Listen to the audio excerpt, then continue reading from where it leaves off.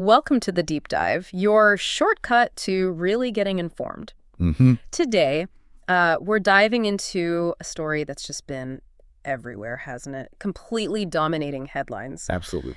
The really complex legal journey of Sean Diddy Combs. I mean, for decades, this guy's been a giant in music, fashion, business. A true mogul, yeah. But wow, his story's taken such a dramatic turn, landed him right in federal court.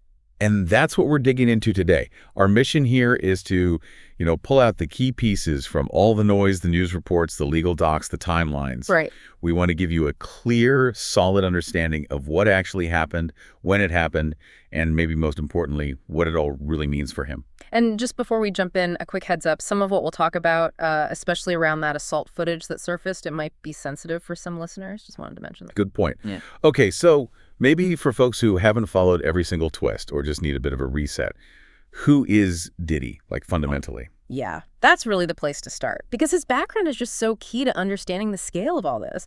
Sean Combs, Diddy, Puff Daddy, P. Diddy, Love, all those names. Right. He wasn't just famous, he built an actual empire. Started as an intern, at Uptown Records while he was still at Howard University. But the big leap was 93, launching Bad Boy Records. That label, it shot artists like the notorious B.I.G. into the stratosphere, made Combs a serious music mogul. And he didn't stop there. No way. He expanded Sean John fashion, TV stuff, Grammys piling up by 98. He was, by pretty much any measure, a huge figure in entertainment and business. And what's, I think, really insightful here is that while everyone's focused on the recent legal stuff, this isn't actually his first time dealing with serious legal issues. No, it's not. And that history, even the cases he was acquitted on, it kind of creates this backdrop, the lens through which people, and maybe the legal system too, viewed these later events. That's such a critical point, because think back to 1999, that New York City nightclub gun case, big deal at the time. Now, he was acquitted in 2001, but it definitely put him under the microscope early on. Showed he'd faced serious charges before. Okay, but things really, really caught fire starting November 2023. Yeah. That seems to be the pivot point. Absolutely. His ex-girlfriend, Cassie Ventura, she files this civil lawsuit, alleges years of abuse. Right. But what really made headlines was how fast it settled, the very next day. Wow. Okay, that is incredibly fast. What does that usually signal when you see settlement that quick, especially with these kinds of really serious allegations in a civil suit? Well, settling that fast often means there's a really strong push from one side, or maybe both, to just avoid a public trial. Makes sense. Especially if there's evidence or testimony that could be, let's say, very damaging if it came out in court. It feels like trying to manage the story, control the fallout. But, as we saw, that didn't exactly work out in terms of controlling the narrative. Not at all.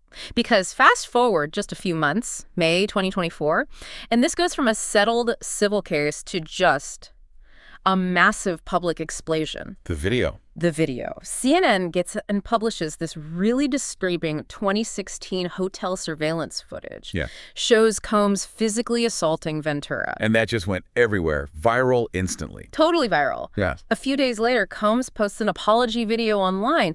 But how much did that footage, that specific piece of evidence, just completely change the game and crank up the pressure? Oh, profoundly. The impact was immediate. It took these allegations from, words on a legal paper to something stark, visual, undeniable for millions of people. For a lot of folks, that video was the proof.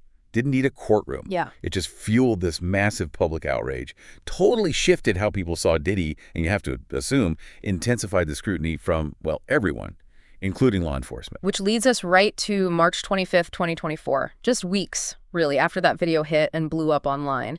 Homeland Security Investigations, HSI, they conduct these simultaneous, very public searches of Combs' mansions in L.A. and Miami. And the pictures were just inescapable, weren't they? Heavy police presence, media everywhere, helicopters. Totally. It created this huge buzz, even more attention fed right into that whole narrative building around him. And those raids, we learned, weren't just random. They were part of a bigger federal investigation. Signaled something much larger was underway. And it all built toward a criminal case that really defined his 2024. September of that year, he's arrested, indicted in the Southern District of New York. And the charges were heavy hitters. Racketeering, which suggests, an ongoing criminal operation. Right, like an enterprise. Exactly. And serious sex crime offenses. Prosecutors explicitly linked it all to what they called the Combs enterprise. There was even a DOJ filing laying out this alleged structure, suggesting, a pretty organized setup for illegal stuff. Wow. Okay, so the trial starts when? May 2025. Jury selection kicks off May 5th, Manhattan Federal Court. And the jurors, they heard testimony from former partners, federal agents, included details that came out of those 2024 raids. And you had daily trial coverage, right? Courtroom sketches kept him trending constantly. Nonstop. Which brings us to the verdict, July 2nd, 2025. And this part is so important to get right because it's often kind of blurred in the headlines. It was a split verdict.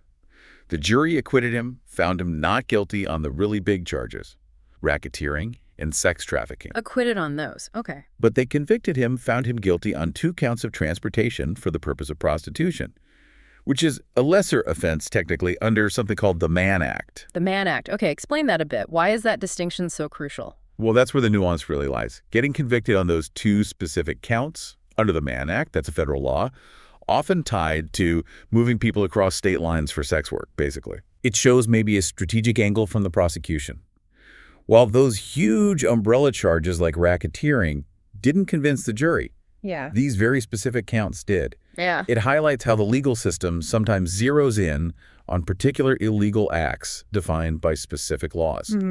It's a reminder, really, that even someone really high profile can be held accountable based on narrow statutes, even if the broader narrative doesn't fully hold up in court. So a really complex outcome. With that verdict in, the big question then is, okay, what's next? Where is Diddy now? Right now, he's still being held at MDC Brooklyn. That's a federal jail waiting for sentencing. And it's notable that judges have repeatedly denied him bail since that split verdict came down. Which usually suggests? Usually suggests the court sees him as either a flight risk or potentially a danger.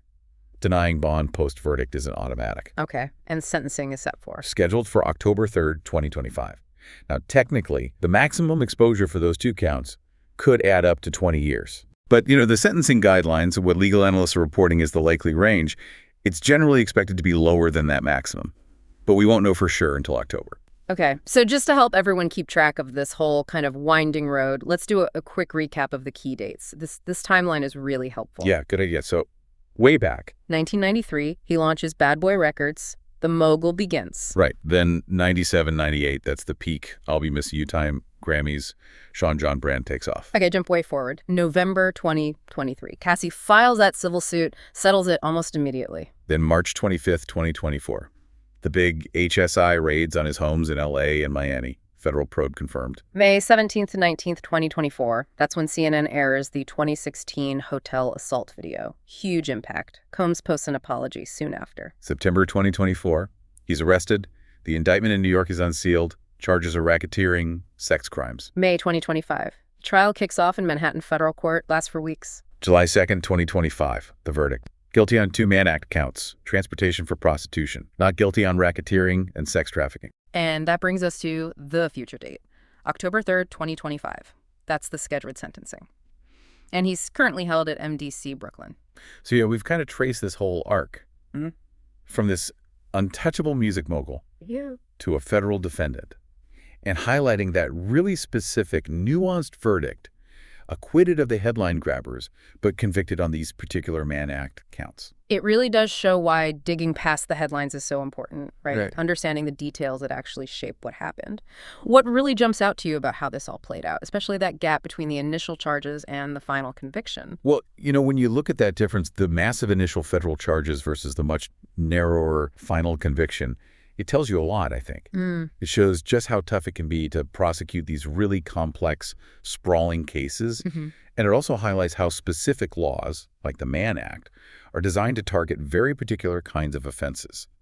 The legal system ultimately have to rely on proving specific statutory violations, not just a general sense of wrongdoing. So it kind of leaves you with this big question, doesn't it? What does this specific outcome mean for how the legal system deals with powerful, high-profile figures? And how does it balance what the public might expect or demand with the precise requirements of the law? Definitely something to chew on long after we finish talking.